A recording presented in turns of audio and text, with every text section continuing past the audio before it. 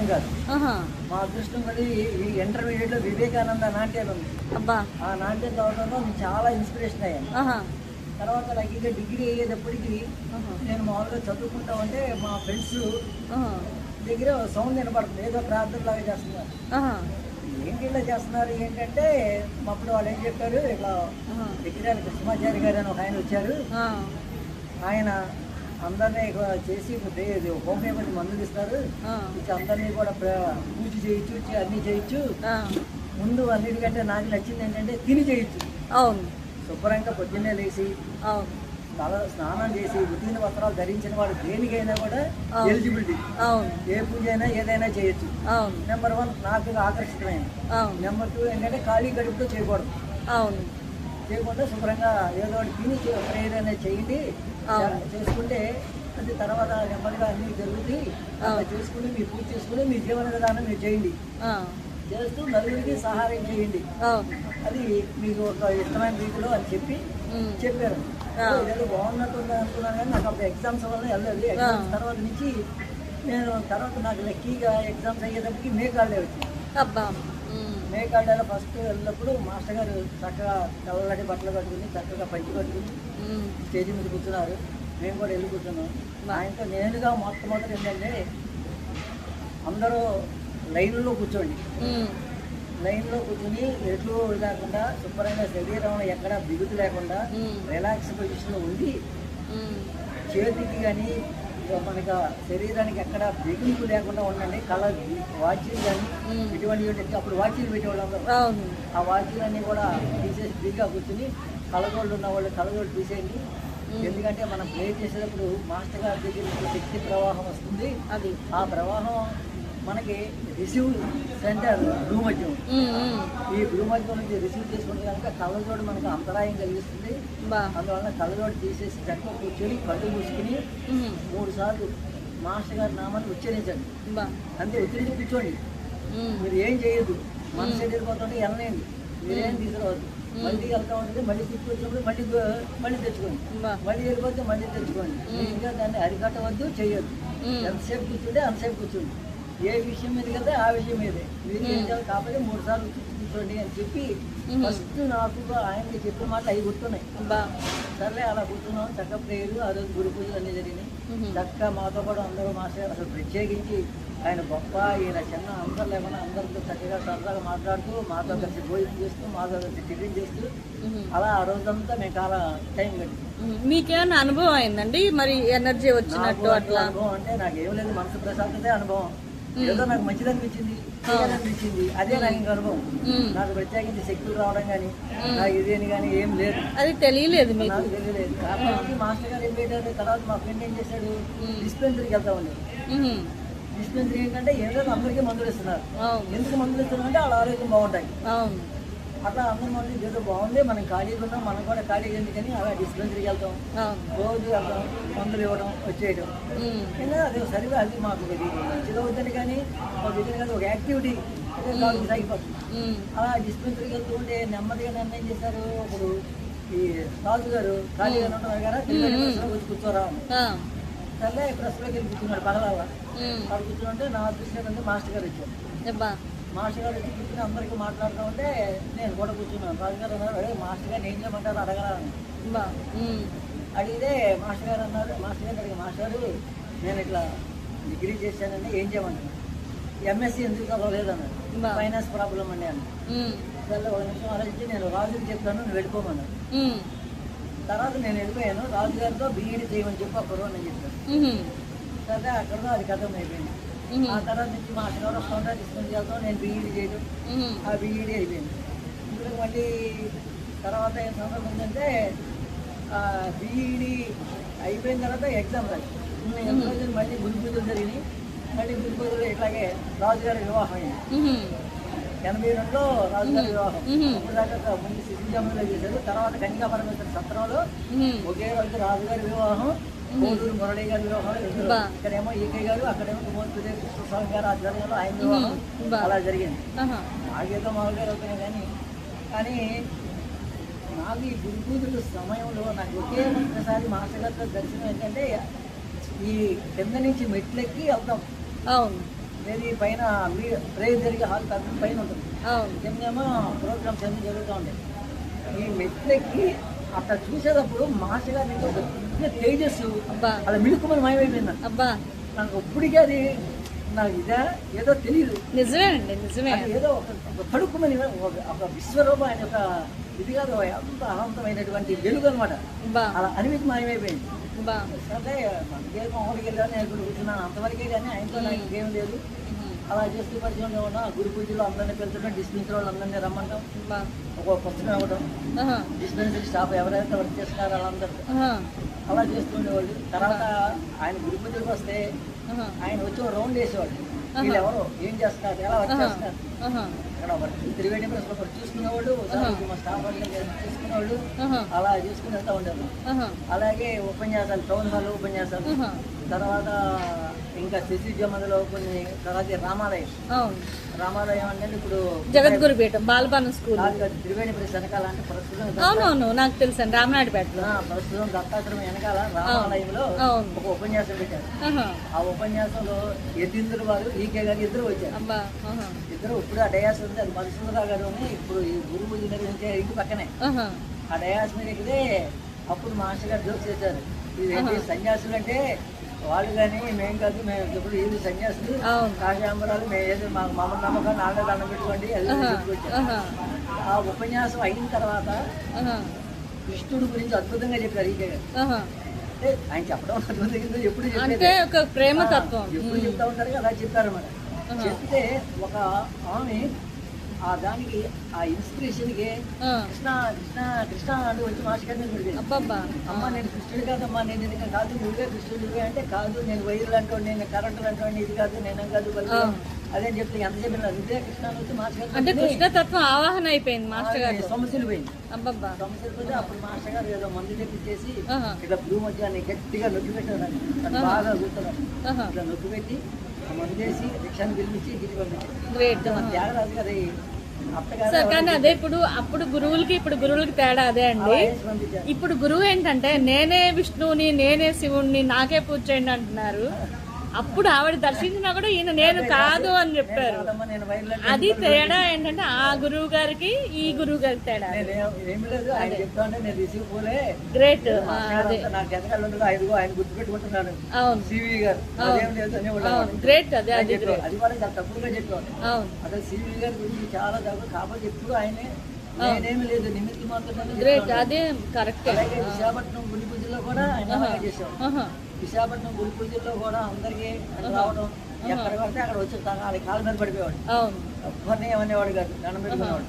ఆహా, 12వ తారీఖు మాత్రం అందరినీ, కార్యకర్తలు అందరినీ పిలిచి అందరికీ వస్త్రం ఆహా, వస్త్రాలు బహుకరించేవాడు. ఆహా, మాస్టర్ గారి మగవాడికి అమ్మవారు అట్లా బొట్టి ఇట్లా మామూలుగా పెట్టేవాడు, పేద బొట్టి ఇట్లా బొట్టి బ్లూ మంచి అని ఇట్లా చేసి బొట్టు పెట్టేవాడు. యాక్టివేట్ చేసేవాళ్ళు. తర్వాత అమ్మగారేమో లేడీసీ పెట్టేవాడు. ఆహా, అట్లా 12వ తారీఖు అట్లా 2 సంవత్సరాలు 3 సంవత్సరాలు ఆహా, ఆయన చేతుల మీద నేను తీసుకున్న భాగ్యం కలిగింది. అదృష్టం, అదృష్టం. అలాగే పెండాలోకి ఆయన ఒకసారి వచ్చి తీర్థం ఇవ్వడం, ఆహా, లేకపోతే ఒకసారి వచ్చి హోమం బొట్టు కడతాం, అబ్బా, అలా చేస్తుండేవాళ్ళం. ఆహా, ఇలా చేస్తూ ఉండగా ఇక తర్వాత సమస్య జాతీయం అని అవును, అప్పుడు మచిలీపట్నంలో ఏర్పాటు చేశారు. ఆహా, మచిలీపట్నంలో వారం రోజులు, అబ్బా, ఆ వారం రోజులు నాయసర్స్ పెద్ద ఏర్పాటు ఉంది.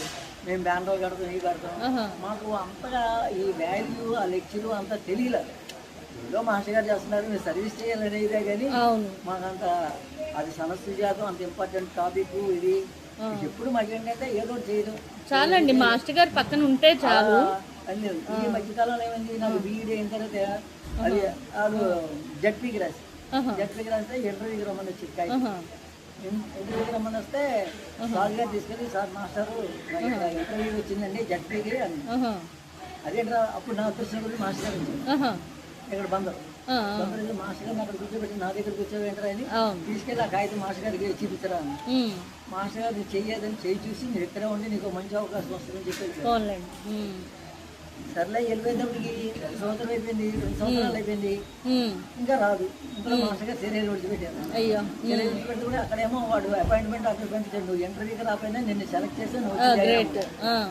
3 లెటర్లు పంపించాడు. అయినా 4 లెటర్ అపాయింట్మెంట్ ఆఫీస్ రిజిస్టర్ పోస్ట్లో పంపించాడు. అబ్బా, గ్రేట్. నువ్వు వచ్చి జాయిన్ అవుతావా మానేస్తావా. ఆ, అయినా నాకు శిశుజ మందిరంలో వస్తుందని ధైర్యంతో అట్టా ఉండిపోయింది. ఉమ్, తీరా ఇంట్లోకి వస్తే బెల్లం వచ్చింది. అవును. బెల్లకి వెళ్ళాలా దీనికి వెళ్ళాలా తెలియదు.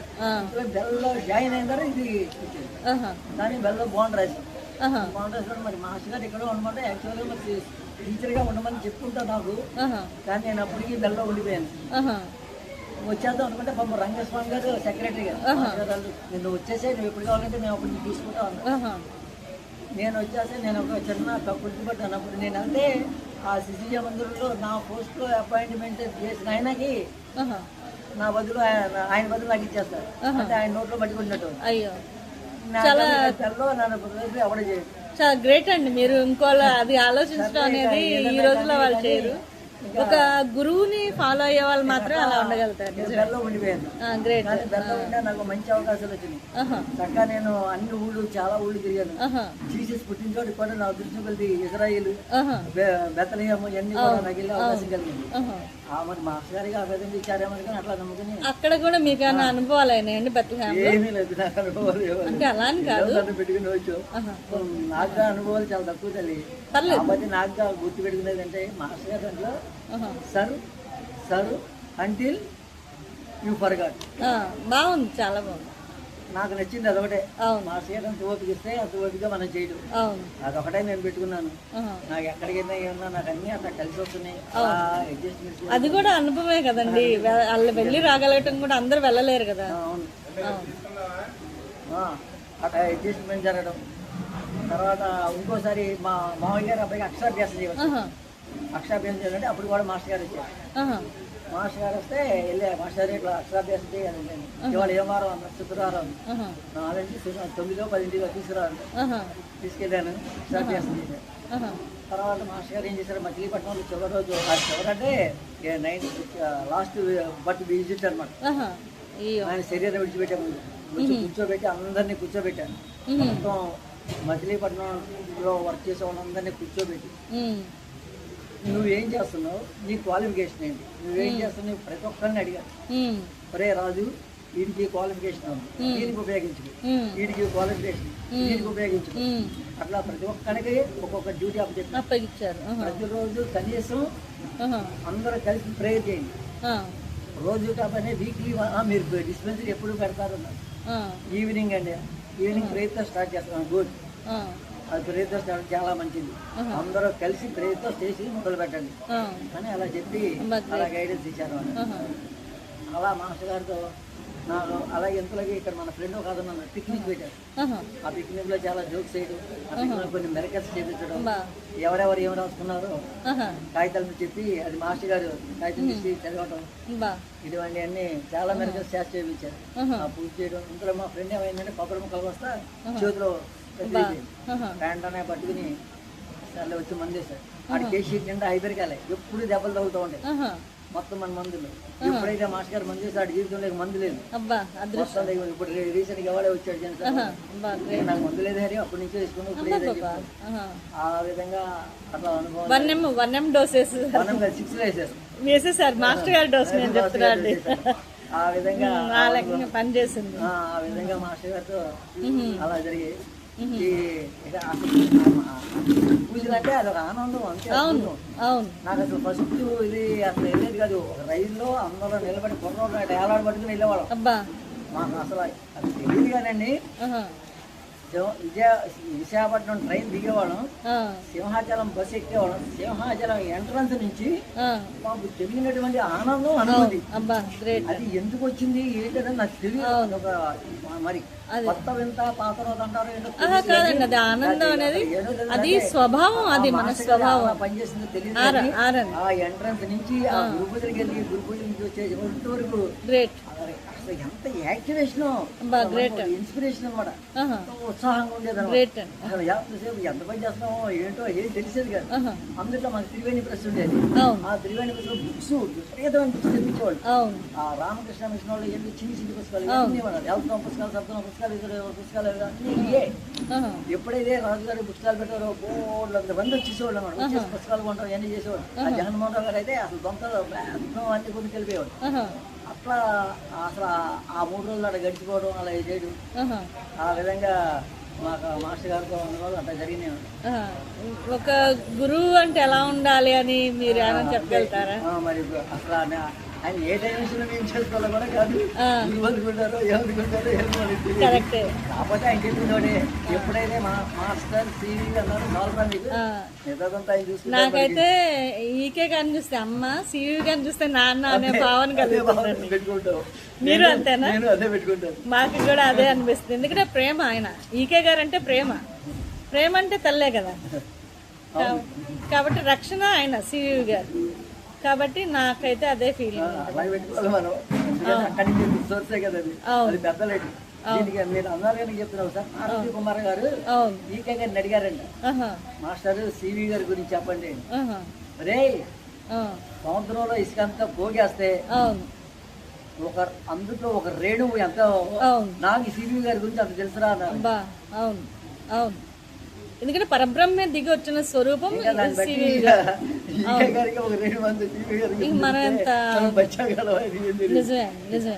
అసలు నిజంగా ఆయన కోర్సులు ఎంత బాడీ ట్రాన్స్ఫర్మేషన్ ఎంటీఏ అవన్నీ కట్ చేసి పడేసి లేకపోతే మన కూడా మేము వెళ్ళినప్పుడు విజయవాడ కొత్తలో చేతులు లేచిపోయి మనుషులు లేచిపోయేవాడు, అరుపులు పేరు ఇవన్నీ ఉండేవి. ఇప్పుడు అప్పుడు అనమాట ఆయన నెమ్మది నెమ్మది అప్పుడు అంటే యోగా కోర్సులో ఇప్పుడు కూడా కాంగ్రిగేషన్ జరుగుతూ ఉంటాయి, కొన్ని కొన్ని ఇంకా ఉన్నాయి కానీ అప్పుడే బాగుండే అనమాట. ఆయన మెడిటేషన్స్ అలా ఉండేవి కానీ ఈజీగా గారు చక్కగా శుభ్రంగా దాన్ని చక్కగా చేసి మనకి రెగ్యులరైజ్ చేసేసారు.